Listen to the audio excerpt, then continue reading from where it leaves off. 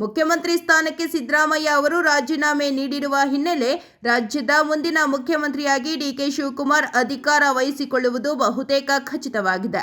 ಕಾಂಗ್ರೆಸ್ ಶಾಸಕಾಂಗ ಪಕ್ಷದ ಸಭೆಯಲ್ಲಿ ಡಿಕೆ ಶಿವಕುಮಾರ್ ಅವರನ್ನು ನಾಯಕನಾಗಿ ಅಧಿಕೃತವಾಗಿ ಆಯ್ಕೆ ಮಾಡುವ ಪ್ರಕ್ರಿಯೆ ನಡೆಯಲಿದ್ದು, ಅದರ ಬಳಿಕ ನೂತನ ಸರ್ಕಾರ ರಚನೆಗೆ ವೇದಿಕೆ ಸಿದ್ಧವಾಗುತ್ತಿದೆ. ಮೂಲಗಳ ಪ್ರಕಾರ ಡಿಕೆ ಶಿವಕುಮಾರ್ ಅವರು ಮುಂದಿನ ಸೋಮವಾರ ಮುಖ್ಯಮಂತ್ರಿಯಾಗಿ ಪ್ರಮಾಣ ವಚನ ಸ್ವೀಕರಿಸುವ ಸಾಧ್ಯತೆ ಇದ್ದು, ಅವರೊಂದಿಗೆ 12 ರಿಂದ 13 ಮಂದಿ ಹಿರಿಯ ಮತ್ತು ಅನುಭವಿ ಶಾಸಕರು ಸಂಪುಟ ಸಚಿವರಾಗಿ ಪ್ರಮಾಣ ವಚನ ಸ್ವೀಕರಿಸಲಿದ್ದಾರೆ ಎನ್ನಲಾಗಿದೆ.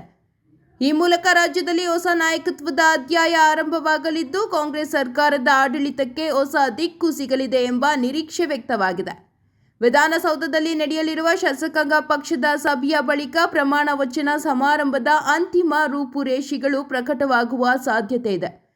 ರಾಜ್ಯದ ರಾಜಕೀಯ ವಲಯದಲ್ಲಿ ಈ ಬೆಳವಣಿಗೆ ತೀವ್ರ ಚರ್ಚೆಗೆ ಗ್ರಾಸವಾಗಿದ್ದು, ಡಿಕೆ ಶಿವಕುಮಾರ್ ಅವರ ನೇತೃತ್ವದಲ್ಲಿ ಹೊಸ ಸಚಿವ ಸಂಪುಟ ಹೇಗಿರಲಿದೆ ಎಂಬ ಕುತೂಹಲ ಹೆಚ್ಚಾಗಿದೆ.